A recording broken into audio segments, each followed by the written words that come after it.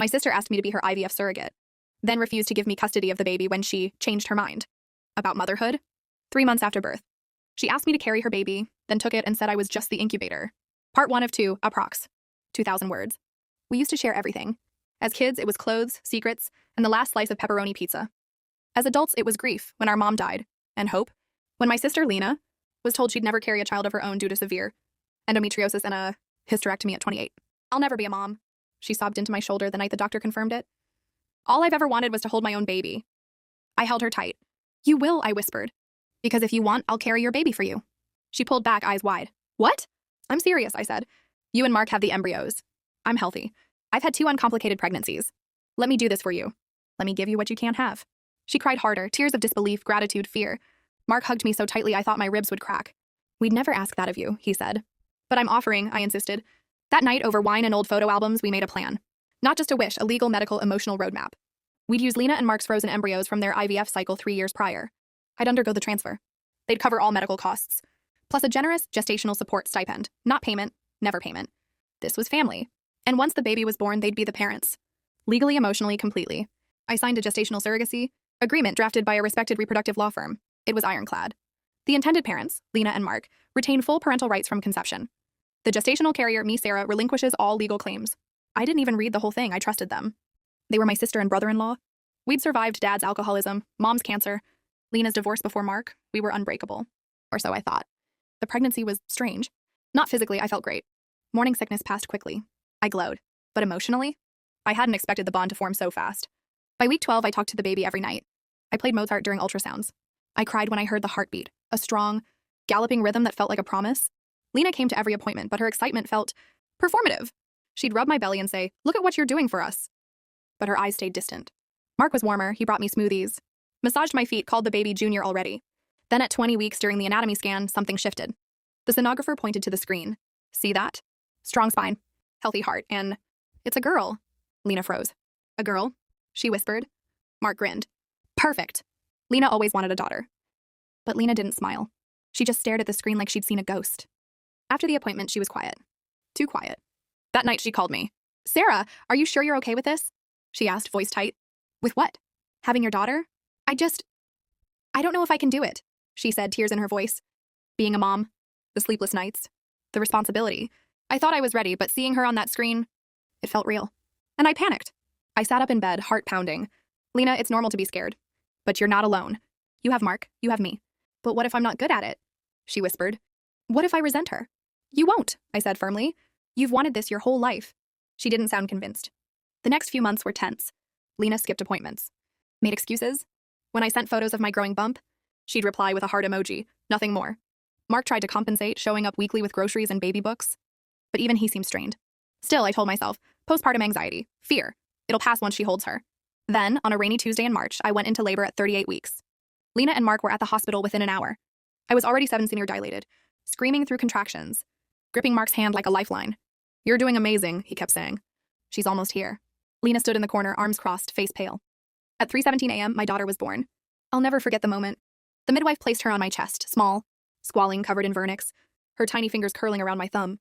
She had a dusting of dark hair and Lena's nose. I sobbed ugly, heaving sobs of awe and exhaustion and something deeper I couldn't name. She's perfect, I whispered. Then I looked up to hand her to Lena. But Lena wasn't reaching. She was crying, not happy tears, but silent, shaking sobs. I can't, she choked out. I can't hold her.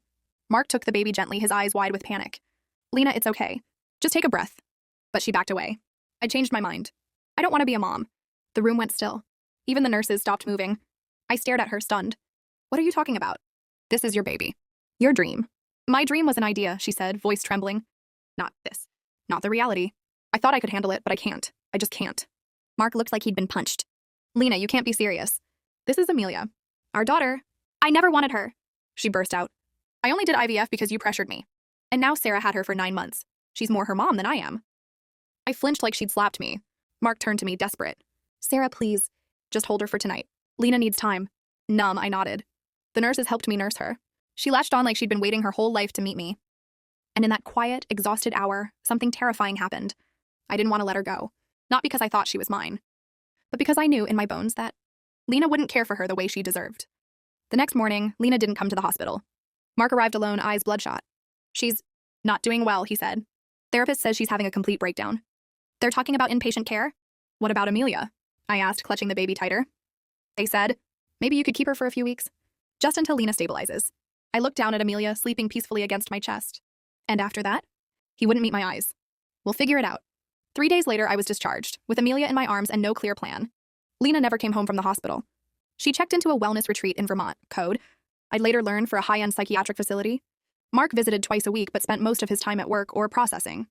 Meanwhile, I settled into a rhythm. Feedings, diaper changes, late-night lullabies. My husband David was supportive but wary. This is temporary, right? He kept asking. Of course, I said. But each day that passed, the word felt thinner. Then, on Amelia's 6-week birthday, Mark called. Lena's not coming back, he said flatly. What do you mean? She's filing for legal separation. Says she never wanted to be a mother. She signed over all parental rights accrued to me. My stomach dropped. So, you'll raise her? I can't, he said, voice breaking. I travel 60% of the month. My job, it's not stable. And emotionally, I'm a mess. But Lena made it clear she doesn't want involvement. And honestly, Sarah, you're the one who's been with her since day one. You're the one she knows. Mark, I'm her aunt, I said. Not her mom. You carried her. You gave birth to her. You've been her only parent for 6 weeks. Who else is there? He had a point. That night, I called Lena. Her voice was calm, eerily so. I'm sorry, Sarah, I know this is unfair. But I can't pretend anymore. I look at Amelia, and all I feel is dread. It's not her fault. It's mine. But I can't be the mom she needs. Then let me be, I said quietly. There was a long pause. You do that? Even though she's technically mine? She's not technically anything, I said. She's a person. And she needs love. Not legal technicalities. Lena sighed. Mark says you're amazing with her. That she lights up when you walk in the room. She's my daughter in every way that matters, I admitted. Another silence. Then, keep her. Just like that. No court, no discussion. No, maybe I'll change my mind. Just surrender. I should have been relieved. But as I hung up holding Amelia close, a cold dread settled in my chest. Because the contract I'd signed? It named Lena and Mark as the legal parents. And now, one had abandoned her, and the other couldn't care for her. But I, her biological aunt, her gestational carrier, had zero legal rights. I wasn't her mother on paper. And if Mark ever changed his mind, or if Lena recovered and wanted her back, I could lose her. That night, I called a reproductive lawyer. Do I have any claim? I asked. The answer chilled me. Not really, she said. The surrogacy agreement is clear. You relinquish parental rights. Even though you're genetically related, since the embryo was Lena's egg. You're still just the carrier under the law. If Mark decides to parent, or if Lena revokes her relinquishment, the court will almost certainly side with them. But I've been her only parent for 2 months. Biology and bonding matter, the lawyer said gently, but contracts matter more. You need to get Mark to formally relinquish his rights and pursue a step-parent or second-parent adoption, if he's willing. I hung up shaking. The next day I asked Mark. He hesitated. I don't know, Sarah, what if Lena comes back? What if I regret it? You've already regretted it, I said softly. You've missed her first smile. Her first coup. You've barely held her. If you sign those papers, you're not losing her, you're giving her a real chance. He didn't answer. 2 weeks later, he moved to Colorado for a fresh start and left Amelia with me, with no paperwork, no custody order, no legal recognition. Just a baby, a diaper bag, and a voicemail that said, "You're better for her than I am. Take care of my girl." I stood in my living room staring at the empty driveway, Amelia asleep in my arms. I had everything I'd ever wanted, a daughter, a purpose, a love deeper than blood, and absolutely no legal right to keep her. That's when the fear truly began. Because in the eyes of the law, I wasn't her mother. I was just the woman who carried her. The first 6 months after Mark left were a blur of sleepless nights. Pediatrician visits and quiet terror. Every time the doorbell rang, my heart jumped. Every unknown number on caller ID sent ice through my veins. I'd stare at Amelia as she babbled on the playmate, wondering, how long do I get to keep you? I tried to stay calm for her sake, but inside I was unraveling. David, my husband, stepped up in ways I never expected. He took paternity leave from his engineering job, learned how to swaddle, sang off-key lullabies, and, most importantly, started calling her our daughter without hesitation. But even he had limits. We need legal clarity, he said one night, after another call from a confused child services intake worker. You can't live like this. I knew he was right. So I hired Rebecca Cho, a reproductive rights attorney known for taking on gray area custody cases. Her office was all glass and soft lighting, calm, professional, and utterly terrifying. You're in a legally precarious position, she said, flipping through my file. The surrogacy contract clearly designates Lena and Mark as legal parents. You voluntarily waived your rights. Now Mark has abandoned the child, and Lena has relinquished, but neither has done so through proper legal channels. So what do I do? I asked. You have 2 paths, she said. 1, petition the court for custody based on de facto parenthood, arguing that you've been the only consistent caregiver since birth, and removing Amelia would cause severe emotional harm. 2, convince Mark to formally terminate his parental rights so you can adopt her. And Lena? Her verbal relinquishment means nothing in court, Rebecca said bluntly. She'd need to sign a notarized termination of parental rights, or better yet, consent to your adoption. I left her office with a to-do list that felt impossible. First, I tracked down Mark. He was living in Denver, working remotely for a startup. When I called, he sounded tired but kind. Amelia's thriving, I told him. She's smiling, laughing. She grabs your old college hoodie and hugs it like it's you. He was quiet for a long time. Then, I see pictures you send. She looks happy. She is, but I can't protect her without legal standing. He sighed. I'll sign whatever you need. I don't want custody, I don't want to be the villain. 2 weeks later, a certified letter arrived. Mark had signed a voluntary relinquishment of parental rights, notarized, legally binding. One hurdle down. Now the harder one, Lena. I hadn't spoken to her in 8 months. I found her on Instagram, private account, but I created a burner profile. Her posts were minimalist. Sunrises, journal quotes, yoga poses. No mention of a child. No trace of the woman who once sobbed over baby names. I sent her a direct message. Amelia took her first steps today. She looks just like you. I wish you could have seen it. No reply for 3 days. Then, don't contact me about her. My hand shook. She's your daughter, I typed back. You don't get to ghost her and then control the narrative. I gave her to you. That was my choice. Now respect it. Then sign the adoption papers. Make it legal. Give her peace. She didn't respond again. Rebecca filed for custody anyway. The court date was set for late October. In the weeks leading up, I prepared testimony, gathered pediatric records, got affidavits from neighbors who'd seen me care for Amelia daily. David testified that he considered her his child. Even my OBGYN wrote a letter describing my prenatal bonding and postpartum dedication, but I knew none of it would matter if Lena showed up and said, I changed my mind. And then she did. 3 days before the hearing, she called. I'm coming to the trial, she said, voice cool. I've been in therapy. I'm stable now. And I realize I made a mistake. My blood turned to ice. You can't just take her back because you're stable now. Lena, she's bonded with me. She calls me mama. I'm still her legal mother, she said quietly. And I have rights. You walked away, I said, voice breaking. You looked at your newborn and said you didn't want her.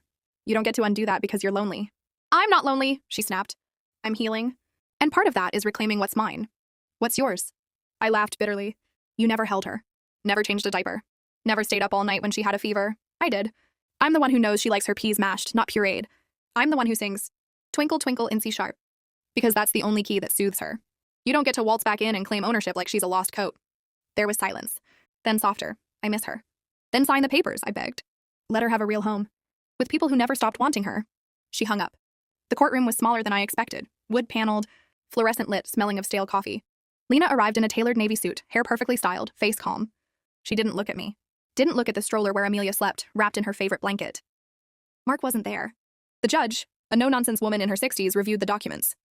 Ms. Carter, she said to me, you entered into a gestational surrogacy agreement, in which you knowingly and voluntarily relinquished parental rights. Legally, you are not the child's mother. I understand that, Your Honor, I said, voice steady despite my trembling hands. But the law didn't account for abandonment. Mark left. Lena walked away. For 10 months, I've been Amelia's only parent. She doesn't know any other home. To remove her now would be traumatic, psychologically damaging. Lena's lawyer stood. Your Honor, my client has undergone extensive therapy and is now fully capable of parenting. She never formally terminated her rights. She remains the legal mother. The court should restore custody to her immediately. Rebecca countered. Emotional abandonment is abandonment. Ms. Carter has provided consistent, loving care. The child's best interest, not legal technicalities, must guide this decision. Then the judge did something unexpected. She called a recess and asked to speak to Amelia alone. Not in front of us. Just her and a court-appointed child psychologist. 30 minutes later, the judge returned. Amelia is securely attached to Ms. Carter, she announced. When asked who Mama is, she pointed to a photo of Ms. Carter without hesitation. When shown a photo of Ms. Evans, she nodded to Lena, she said, stranger. The psychological evaluation concludes that removing her from Ms. Carter's care would likely result in reactive attachment disorder and significant developmental regression. Lena's face crumpled. The judge turned to her. Ms. Evans, you had every opportunity to parent this child. You chose not to. The court cannot reward that choice with restored custody simply because you now regret it. Then she looked at me. However, Ms. Carter, your legal status remains ambiguous. Therefore, I am granting you temporary sole legal and physical custody for a period of 1 year. During that time, you may pursue adoption. Ms. Evans, if you wish to contest, you must formally petition within 30 days and demonstrate active, sustained involvement in the child's life. Lena didn't petition. She left the courthouse without a word. But 2 weeks later, she sent a package. Inside, a baby book filled with ultrasound photos, handwritten notes about names she'd considered, and a letter. I thought being a mom would complete me. Instead, it terrified me. I wasn't strong enough then. Maybe I never will be. But you are. Thank you for loving her when I couldn't. Please tell her I'm sorry. And that I hope she never knows how close she came to being unchosen. I cried for hours. Then I tucked the letter into Amelia's keepsake box, next to her hospital bracelet and the first lock of hair I cut. 6 months later, the adoption was finalized. On a sunny April morning, David, Amelia, and I stood in the courthouse hallway, holding matching officially family balloons. The judge smiled as she handed me the decree. "Congratulations, Mom," she said. I kissed the top of Amelia's head, now 2 years old, chattering about cookies and puppies, and whispered, "You're mine, forever." But the victory didn't feel like triumph. It felt like survival. Because the truth is, no contract, no courtroom, no judge could ever erase the fear that lives in the back of my mind. What if someone decides she's not really yours? I still flinch when strangers ask, "Is she yours?" I still rehearse answers biologically. No. But in every way that matters? Absolutely. And sometimes late at night, I hold Amelia extra tight and whisper, "You were wanted. You were fought for. You belong." Because she was almost lost, not to neglect, but to the quiet, devastating power of a mother who looked at her child and said, "I don't want this, and I'll spend the rest of my life making sure she never doubts she's loved."